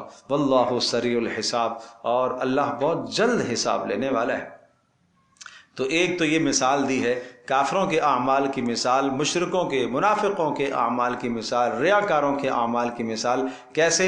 جیسا کہ چمکتی ہوئی ریت ہے اور وہ دور سے دکھتی ہے پانی، لیکن قریب جاؤ تو پانی نہیں ہے۔ دوسری مثال، او کا ظلمات فی بحر، یا ان کافروں کے مثال کی، مشرکوں کے مثال کی دوسرے ایک اور مثال، کا ظلمات، اندھیروں کی طرح، فی بحر لجی، ایک گہرے سمندر میں، گہرا سمندر ہو تو سمندر کی تہ میں تو ویسے بھی اندھیرا،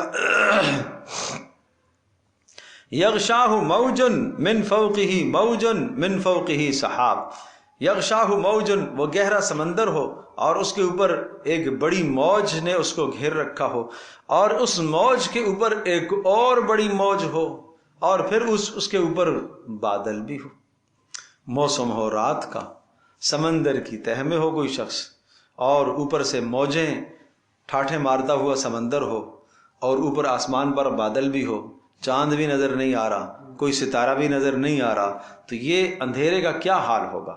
فرمایا ظلمات بعضها فوق بعض، ایک اندھیرے کے اوپر دوسرا اندھیرا، جیسے وہاں تھا نور علی نور، یہاں پر ایک اندھیرے کے اوپر کیا ہے؟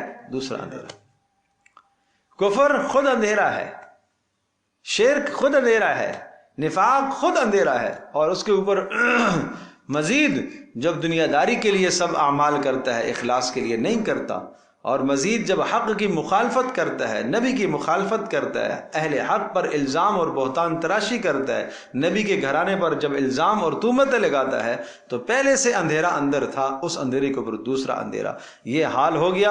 اذا اخرج یدہ لم یکد یراہا، اس تاریکی اور اندھیرے میں اگر اپنا ہاتھ نکالتا ہے تو وہ بھی نظر نہیں آتا۔ ومن لم یجعل اللہ لہ نورا فما لہ من نور، جس کے لیے اللہ نور نہ پیدا کرے اسے کوئی نور نہیں دے سکتا۔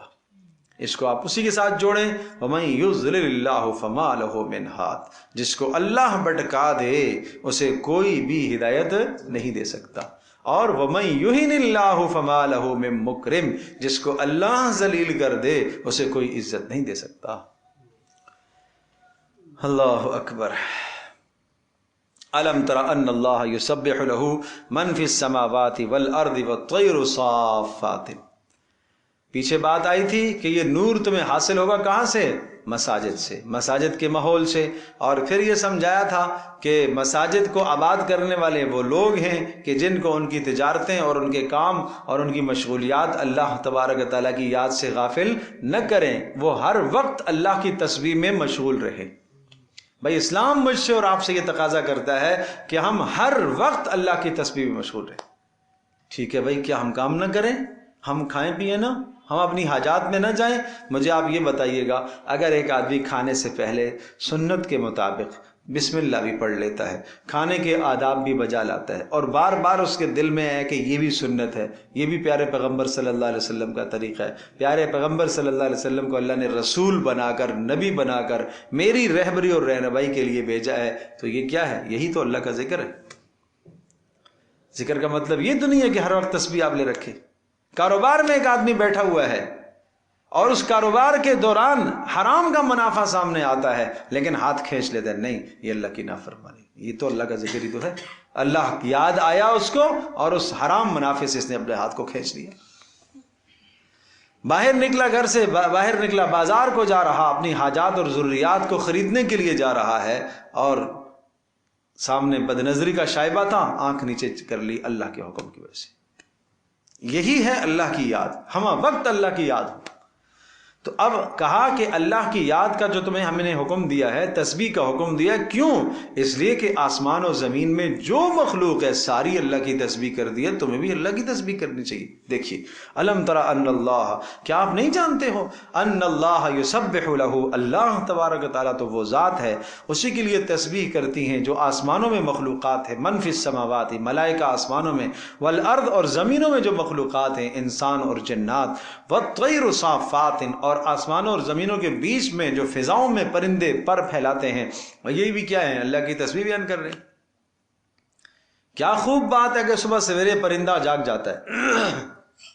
صبح سویرے آپ جب اٹھتے ہیں، آپ مسجد کی طرف جائیں تو درختوں کے اوپر چڑیوں کا چہچہانا، یہ کیا ہے؟ یہ اللہ کی تسبیح ہو رہی ہے۔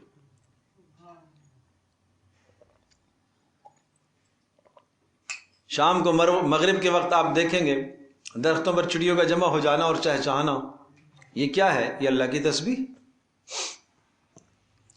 تو پرندے بھی صبح سویرے اٹھ جاتے ہیں اور وہ بھی اللہ کی تسبیح کرتے ہیں۔ پھر غافل انسان اگر فجر کی نماز میں نہ اٹھے تو کتنا بڑا غافل۔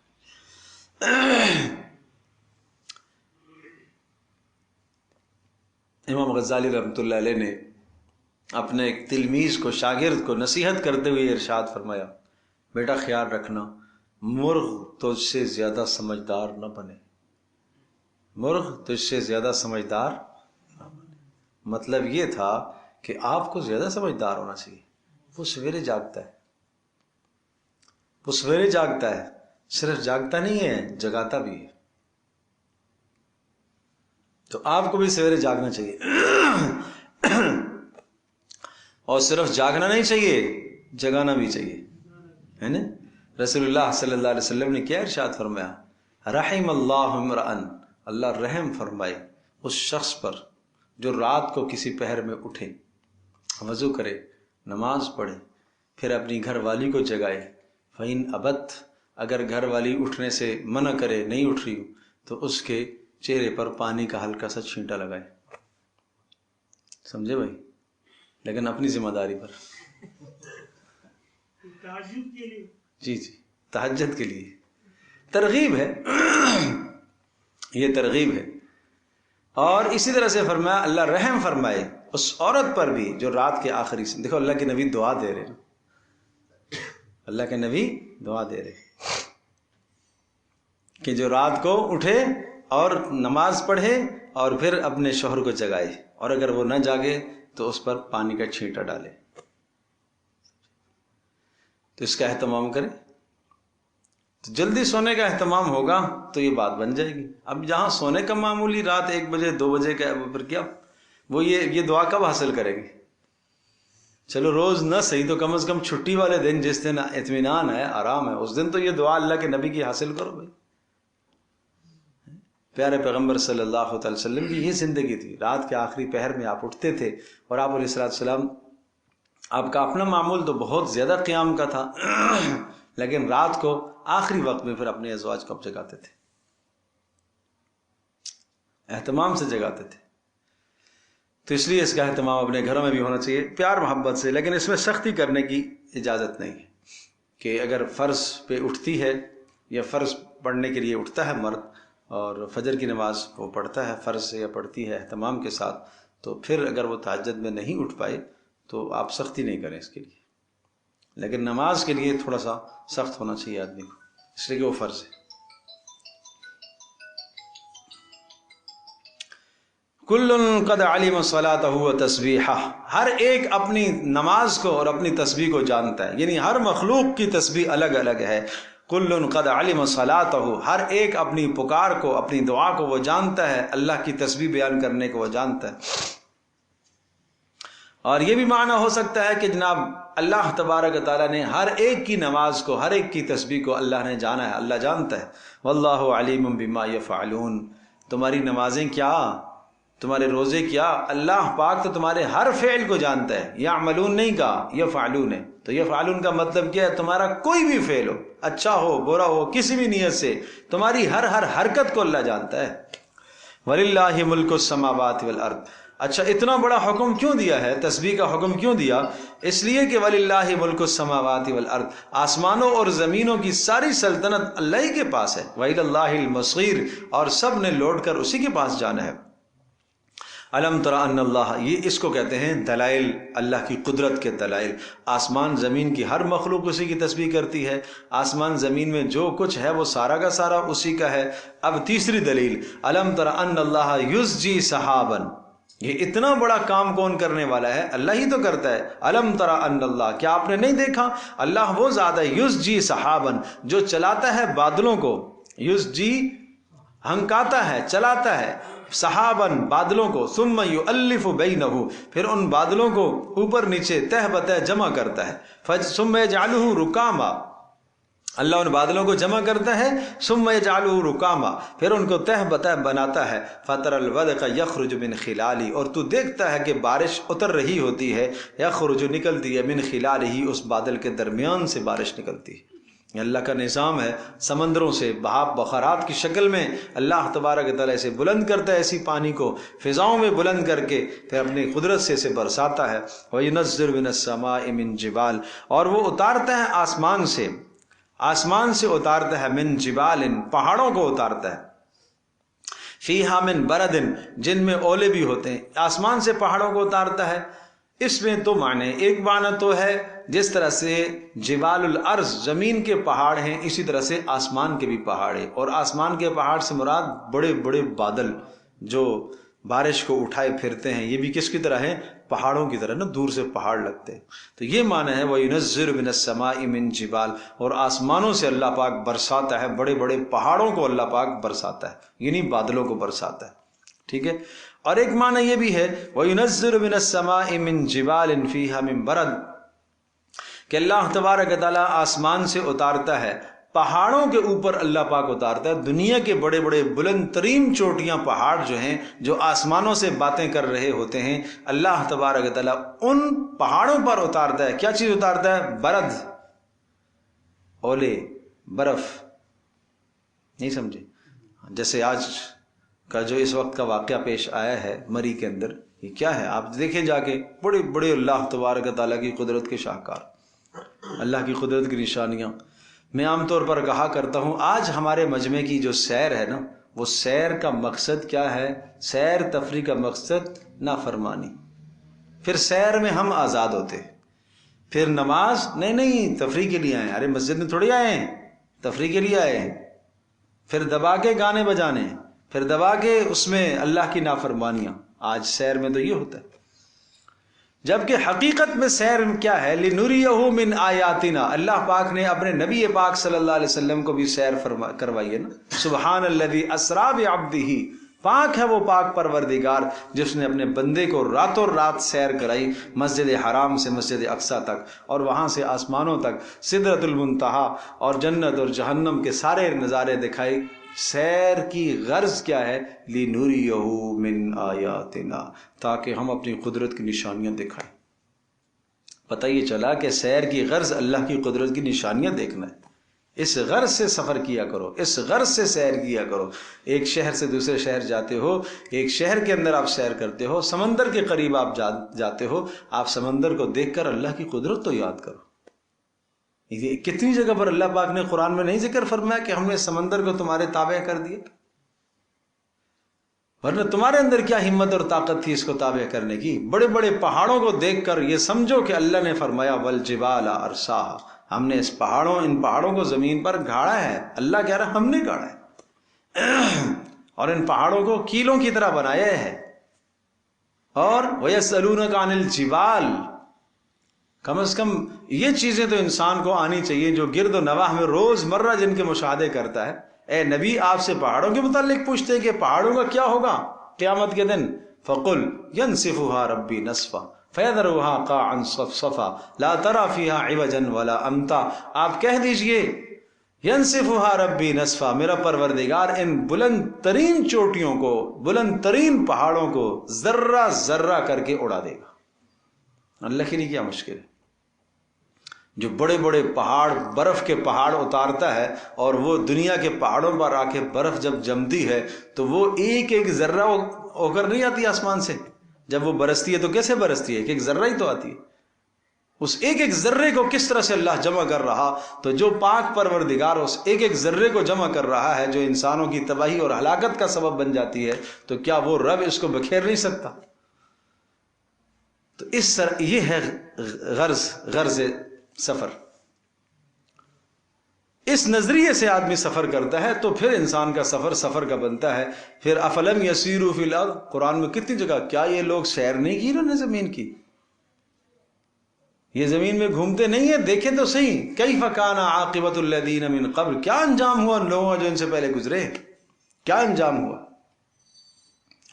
تو اس لیے بہرحال اللہ تبارک تعالیٰ کی قدرت کو دیکھنے کی نظریے سے آدمی کو سیر میں سفر میں نکلنا چاہیے.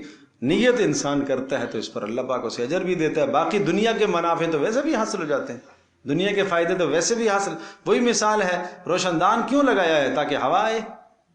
تو کیا ارشاد فرمایا، اگر تو یہ نیت کر لیتا کہ اذان کی آواز آئے گی تو ہوا تو ویسے بھی آتی رہتی، ثواب تو ملتا. تو یہ نسلوں کی تربیت کرنے کی ضرورت ہے. بہرحال اس حادثے میں جو جانیں گئی ہیں اللہ پاک ان کی بخشش فرمائے، ان کے پسماندگان کو اللہ پاک بہت بہت صبر جمیل عطا فرمائے.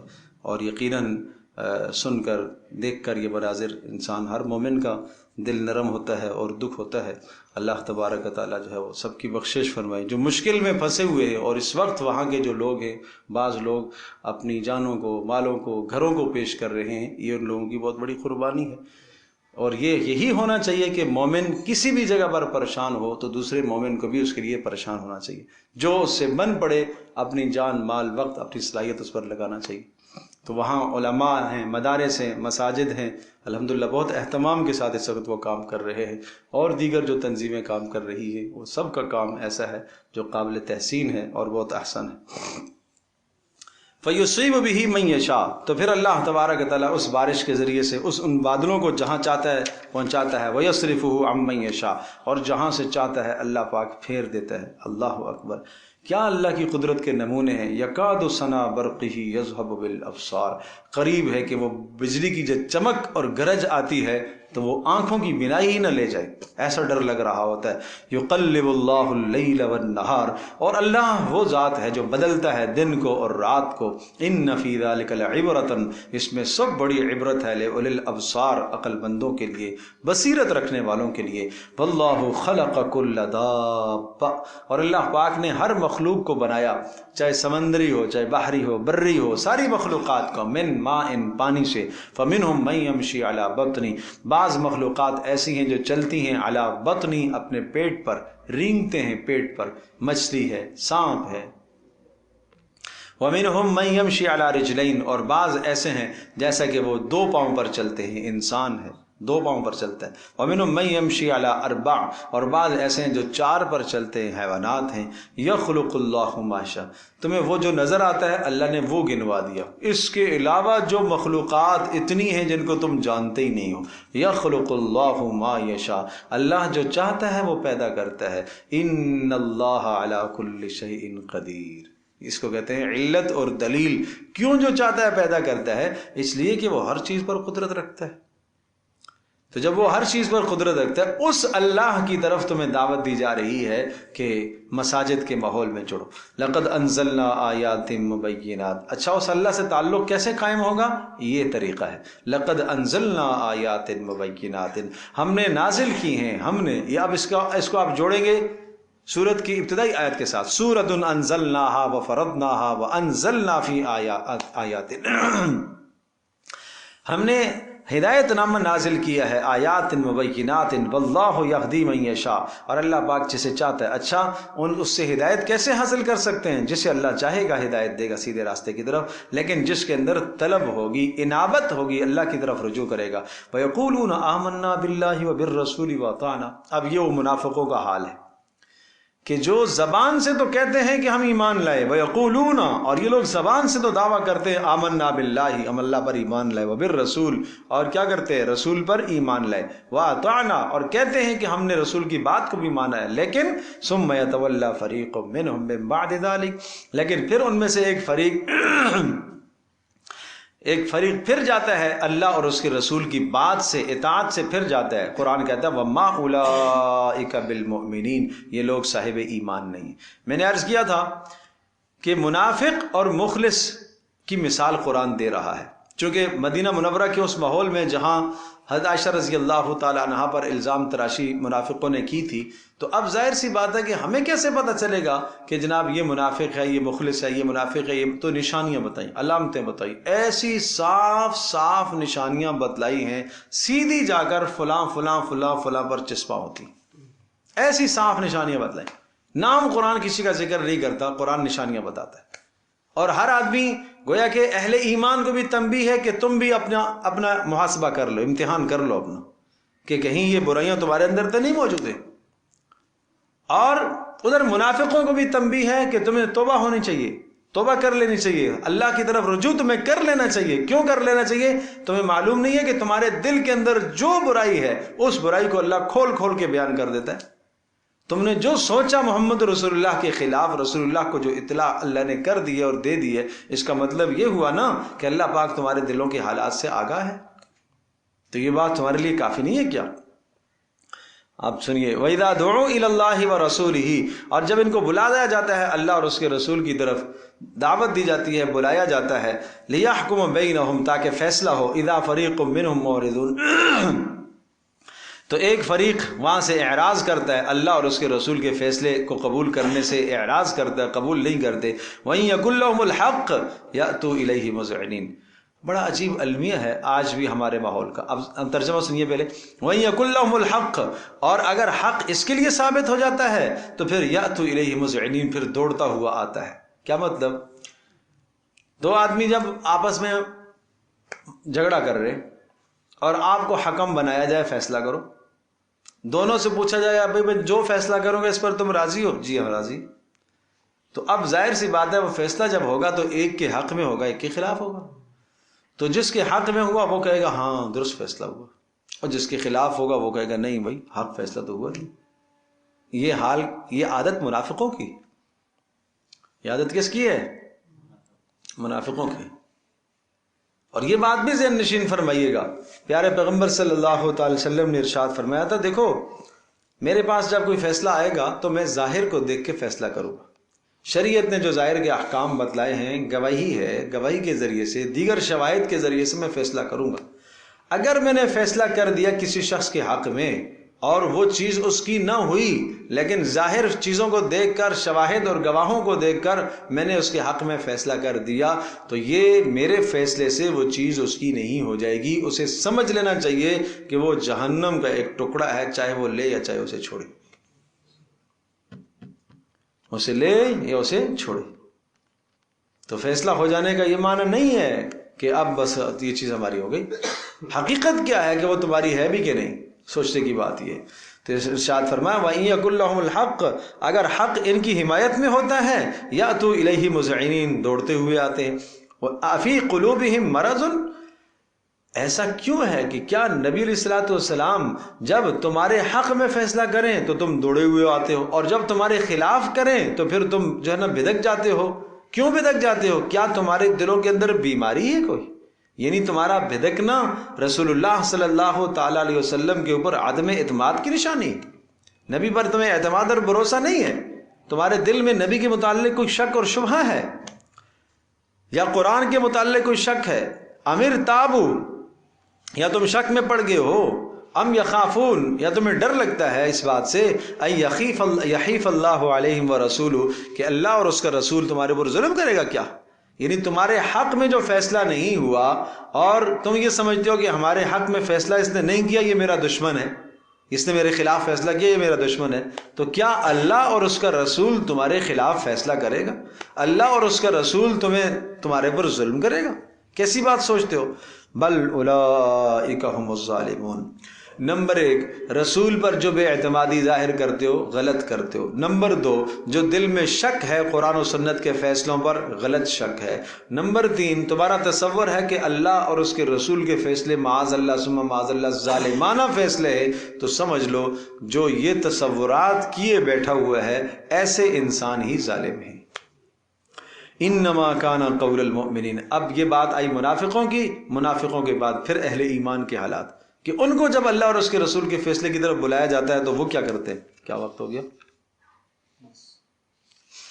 انما کان قول المؤمنین، سن لو بے شک ایمان والوں کی بات کیا ہوتی ہے، ایمان والوں کا قول کیا ہوتا ہے. کیا؟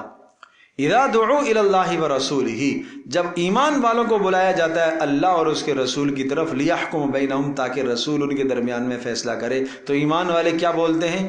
ان یقولوا سمعنا واطعنا. پیچھے یہ کیا بولتے تھے؟ وہاں کیا تھا؟ وَإِذَا دُعُوا إِلَى اللَّهِ وَرَسُولِهِ، جب ان کو بلایا جاتا ہے اللہ اور اس کے رسول کی طرف تاکہ رسول فیصلہ کرے، اِذَا فَرِيقٌ مِّنْهُمْ مُعْرِضُونَ، وہ کیا کرتے تھے؟ اعراض کرتے تھے. اور اہل ایمان کا شیوا اور طریقہ کیا ہے؟ وہ کیا کرتے ہیں؟ وہ یوں کہتے ہیں ان یقولوا سمعنا واطعنا، رسول کی بات جب سنتے ہیں چاہے خلاف بھی ہو تب بھی مانتے ہیں. نہیں سمجھے بات؟ سورہ احزاب کے اندر ہے نا کیا بات؟ حضرت زینب بنت جحش رضی اللہ تعالی عنہا اور ان کے بھائی عبداللہ بن جحش رضی اللہ تعالی عنہ، زینب بنت جحش رضی اللہ تعالی عنہا کی نسبت طے ہونے لگی رسول اللہ صلی اللہ تعالی علیہ وسلم کے متبنہ زید بن حارثہ کی طرف، اور بعد میں اس تبنہ سے روک دیا گیا تھا. زید بن حارثہ کے ساتھ نسبت طے ہوئی. آپ علیہ الصلوۃ والسلام نے اس نسبت کو قائم کرنے کا ارادہ فرمایا، نکاح کا جب ارادہ فرمایا، پیغام بھیجا تو انہوں نے سمجھا زینب بنت جحش نے اور ان کے بھائی عبداللہ نے شاید رسول اللہ نے اپنی ذات کے لیے پیغام بھیجا ہے. پھر پتہ چلا کہ نہیں، اپنی ذات کے لیے نہیں پیغام ہے، بلکہ پیغام اپنے غلام کے لیے زید بن حارثہ کے لیے ہے. تو پھر زینب نے کہا کہ نہیں، میں نہیں مانتی. بھائی نے بھی کہا نہیں مانتے. تو پھر کہا اللہ کے رسول کا حکم ہے. کیا ہے؟ حکم ہے. اچھا حکم ہے، ٹھیک ہے. پھر اس پر وہ آیت آئی وما کان لمؤمن ولا مؤمنۃ اذا قضى الله ورسوله امرا ان يكون لهم الخيرة من امرهم. جب اللہ اور اس کے رسول کا فیصلہ کسی مسلمان مرد اور عورت کے لیے آ جائے تو اب انہیں اپنا اختیار چلانے کی اجازت ہرگز نہیں ہے. انہوں نے کہا سمعنا واطعنا، ٹھیک ہے جی ہم نے مانا، ہمیں قبول ہے، ہمیں قبول ہے، ہمیں قبول. آج ہم دیکھیں نا کہ زندگی کے بے شمار معاملات جو ہمارے نفس کے خلاف ہیں تو ہم کہیں اے اللہ تیرا حکم ہے، مجھے قبول، خوشی سے مجھے قبول. بات سمجھے بھائی؟ سورۃ النساء کے اندر فلا وربک، قسم ہے تیرے پروردگار کی، لا یؤمنون، یہ لوگ صاحب ایمان نہیں ہیں، حتی یحکموک فیما شجر بینہم، اس وقت تک یہ صاحب ایمان نہیں ہو سکتے جب تک اپنے فیصلوں میں آپ کو حکم تسلیم نہ کریں. اور اگر آپ نے فیصلہ کر دیا ان میں سے کسی کے خلاف تو کر دیا، یہ تو رسول اللہ صلی اللہ علیہ وسلم کے زمانے کے ساتھ خاص ہے نا. کر دیا تو کیا مطلب کہ اگر رسول اللہ کی کوئی سنت آج بھی میرے نفس کے خلاف آ رہی ہے، میری چاہت اور خواہش کے خلاف آ رہی ہے، اور رسول اللہ کا بتلایا ہوا کوئی بھی حکم ہماری منشا کے خلاف آ رہا ہے تو ہمیں اسے کیا کرنا چاہیے؟ رسول اللہ کے حکم کو ہمیں ماننا چاہیے نا، اپنی خواہش کو ترک کر دینا چاہیے. لیکن پھر کیا کہا ثم لا یجد فی انفسہم حرجا مما قضیت ویسلموا تسلیما. صرف نبی کا حکم نہ مانیں بلکہ دل کے اندر ذرہ برابر تکلیف اور رنجش بھی نہیں ہونی چاہیے. اس کو کہتے ہیں اعلیٰ ایمان، اس کو کہتے ہیں اعلیٰ ایمان. مجھے یہ بتاؤ، ایک شخص کی اپنی محبوب پسندیدہ چیز کھانے لگا ہے، ٹھیک ہے، بچہ آیا اس نے مانگ لی، تو بچے کو دینے کے بعد قلق ہوگا کہ میں نے کیوں نہیں کھائی ہے. ماں کو دیکھ لو، چلو ماں کو دیکھ لو، ماں ایک چیز کھانے لگی ہے اور بچے نے آگے اس سے مانگ لی، اپنے بچے نے، اور وہ بچہ بھی بھوکا ہے. تو بتاؤ ماں جب اس بچے کو کھلائے گی تو اس کھلانے سے ماں کا دل تسلی میں ہوگا کہ اچھا ہوا میرے بچے نے کھا لی، ہے کہ نہیں؟ یہ جو لذت آئے گی نا اس ماں کو، رسول اللہ کا حکم ماننے کے بعد ایسی لذت آنی چاہیے، ایسے مزہ آئے ہیں. سیدنا ابوبکر صدیق رضی اللہ تعالی عنہ سفر میں، ہجرت کا جو سفر تھا، تو وہ فرماتے ہیں کہ ایک راعی تھا، چرواہا، اور اس کو ہم نے کہا کہ بھائی کوئی بکری کا دودھ نکال کے دے دو گے؟ نے کہا ہاں. اور عام طور پر اجازت ہوتی تھی چرواہوں کو کہ اگر راستے میں راہگیر کوئی مسافر دودھ مانگتا ہے تو دے دیجیے گا، اتنا بخل تو نہیں تھا. تو کہا ٹھیک ہے. دودھ نکالنے لگا تو بکر صدیق نے کہا بھائی ایسا کرو بکری کے تھنوں کو ذرا جھاڑ لو. تو وہ صاف کر لیا. اچھا بھائی اپنے ہاتھوں کو بھی جھاڑ لو، ہاتھوں کو بھی. تو ہاتھوں کو جھاڑا کیسے؟ یوں ایک ہاتھ کو دوسرے ہاتھ پر مار کے جھاڑ دیے. تو جھاڑ دیا، دودھ نکالا. سیدنا ابوبکر صدیق رضی اللہ تعالیٰ فرماتے ایک برتن میں نے رکھا ہوا تھا، اس برتن میں نے دودھ نکالا اور اس میں چونکہ تازہ جب دودھ ہوتا ہے تو وہ ذرا گرم ہوتا ہے، اس میں نے تھوڑا سا پانی ڈالا اور ذرا قدرے ٹھنڈا ہو گیا، سہانا ہوا. تو میں رسول اللہ صلی اللہ علیہ وسلم کی خدمت میں پیش کیا میں نے، اور آپ نے پیا اور میرا جی خوش ہوا. آپ نے پیا اور میرا جی خوش ہوا. یہ خوشی اللہ کرے ہمیں نصیب ہو جائے. اللہ اور اس کے حکم، رسول صلی اللہ علیہ وسلم کے حکم کو پورا کرنے پر یہ خوشی اللہ پاک ہمیں عطا فرمائے، یہ لذت اللہ پاک ہمیں عطا کر دے. ہیں جی. تو اس طرح سے اب آپ کوشش فرمائیں اپنی زندگی میں، معاملات میں، معاشرت میں، شادی بیاہ میں، تمام چیزوں میں رسول اللہ صلی اللہ علیہ وسلم کی سنت کیا ہے. دل خوش ہو جائے، باغ ہو جائے کہ میں نے آج اپنے نبی کی سنت کو پورا کیا. تو فرمایا ایمان والوں کی تو یہ نشانی ہے، جب انہیں بلایا جاتا ہے اللہ اور اس کے رسول کی طرف، اللہ اور اس کے رسول کے فیصلے کی طرف، تو کیا کہتے ہیں؟ یقولوا سمعنا واطعنا، کہتے ہیں سنا ہم نے اور ہم مانیں گے. واولئک هم المفلحون، اور ایسے ہی لوگ کیا ہیں؟ کامیاب ہیں. ومن یطع اللہ ورسولہ، اور فرمایا کہ جو لوگ اطاعت کرتے ہیں اللہ اور اس کے رسول کی، ویخشى اللہ، اور اللہ تبارک و تعالیٰ کا ڈر رکھتے ہیں، ویتقی، اور بچتے ہیں، فاولئک هم المفلحون، اور وہی فاولئک هم الفائزون، وہ لوگ ہیں کامیاب. یاد رہا سمجھیے گا، یہ قاعدہ کلیہ ذکر فرمایا، ومن یطع اللہ ورسولہ، جو اللہ اور اس کے رسول کی اطاعت کرتا ہے. اس وقت جو حال کا امر آیا اس کو ماننا. ویخشى اللہ، اللہ سے ڈرتا رہا. اس کا تعلق ماضی کے ساتھ ہے، جو گزشتہ گناہ ہوئے ہیں نا ان گناہوں کے معاملے میں اللہ سے ڈرتا رہے. اور ویتقی، اور آئندہ کے لیے کیا کرے؟ گناہوں سے بچتا رہے. فاولئک هم الفائزون، ایسے لوگ ہیں کامیاب، آئندہ کی زندگی میں اللہ ان کو کامیابی عطا کرے گا. واقسموا باللہ جہد ایمانہم، اور قسمیں کھا کر کہتے ہیں، پکی قسمیں یہ منافق کہتے ہیں. کیا کہتے ہیں؟ لئن امرتہم لیخرجن، اے نبی آپ ہمیں بھی کہیں ہم بھی آپ کے ساتھ چلیں گے. جہاں سے توقع آتی تھی نا کہ یہاں کچھ مال غنیمت ملے گا، اچھا خاصا مل جائے گا، اور وہاں مسلمانوں کا پلہ کچھ بھاری نظر آتا تھا، تجزیہ نگار تو ہوتے ہیں نا، تجزیہ پہلے کر لیتے تھے کہ اس غزوے میں کیا کچھ ہونے والا ہے. تو وہاں ہی کہتے تھے آپ حکم فرمائیں، ہم آپ کے پیچھے سر دینے کو تیار ہیں، جان کٹانے کو تیار ہیں، حکم تو فرمائیں. لئن امرتہم، آپ حکم اگر دیں گے، لیخرجن، ضرور نکلیں گے. قل، آپ فرما دیجئے اے نبی، آپ کہہ دیجئے، لا تقسموا، بھائی قسمیں نہ کھاؤ، جھوٹی قسمیں نہ کھاؤ، یوں جھوٹی قسمیں نہ کھاؤ. دیکھ لی ہیں تمہاری شکلیں کہ تم نے کتنی رسول اللہ کی فرما برداری کی ہے. یہاں بیٹھ کر مدینہ منورہ میں تم رسول اللہ کے گھرانے پر الزام اور بہتان تراشی کرتے ہو. تم سے کیا توقع ہے کہ میدان جنگ کے اندر، میدان جہاد میں جب ضرورت پڑے گی تو تم مدد کرو گے؟ اللہ اکبر. ایک بلایا گیا تھا نا غزوہ احد کے اندر، تعالوا قاتلوا فی سبیل اللہ او ادفعوا، ارے آ جاؤ بھائی. 700 کا لشکر غزوہ احد میں، 1000 تھے مسلمان، 300 پیچھے ہٹ گئے منافق. تو اس وقت کہا گیا بھائی آ جاؤ، تعالوا، آ جاؤ اللہ کے راستے میں، قاتلوا فی سبیل اللہ، بھائی کھڑے ہو کے قتال تو کرو. اچھا نہیں کرتے ہو قتال کوئی بات نہیں، اب ادفعوا، کم از کم دور کھڑے رہو، کوئی ہماری پوزیشن تو زیادہ نظر آئے، افراد تو نظر آئے زیادہ، دشمن پر کوئی روک تو پڑے، ظاہری اسباب تو ہے نا. تو کیا کہنے لگے؟ قالوا لو نعلم قتالا لاتبعناکم، ارے ہمیں لڑنا کہاں آتا ہے، ہمیں اگر لڑنا آتا تو ہم تمہارے ساتھ کھڑے کیوں ہوتے، ہم تو میدان میں جا کے لڑتے، ہمیں تو لڑنا آتا ہی نہیں ہے. یوں استہزاء کرتے تھے. ان اللہ خبیر بما تعملون، خوب اللہ تبارک تعالیٰ جانتا ہے جو تم اعمال کرتے ہو. قل اطیعوا اللہ واطیعوا الرسول، کہہ دیجیے اللہ اور اس کے رسول کی اطاعت کرو. فإن تولوا، اور سن لو قانون، اگر تم نے منہ موڑا رسول کی اطاعت سے، فإنما علیہ ما حمل وعلیکم ما حملتم، تو رسول پاک صلی اللہ تعالیٰ علیہ وسلم کے ذمے وہی بوجھ ہے جس کا ان کے مکلف کیا گیا ہے، اور تمہارے اوپر وہ بوجھ ہے جس کا تمہیں مکلف کیا گیا ہے۔ رسول کے ذمے کیا بوجھ ہے؟ وہ تبلیغ کرے، وہ تبلیغ کا بار گراں اللہ نے رسول پر ڈالا ہے، وہ اس نے پورا کر دیا ہے، اور تمہارے ذمے رسول کی اطاعت کرنا ہے، اور وہ تم اطاعت پوری نہیں کر رہے ہو۔ وَإِن تُطِيعُوهُ تَهْتَدُوا، اور اگر تم رسول کی اطاعت کرو گے تو کامیاب ہو جاؤ گے۔ وَمَا عَلَى الرَّسُولِ إِلَّا الْبَلَاغُ الْمُبِينُ، رسول کے ذمے تو پہنچا دینا ہے، صاف صاف ٹھیک ٹھیک پہنچا دینا ہے۔ رسول نے پہنچا دیا ہے، اب تمہارا کام ہے اطاعت کرنا۔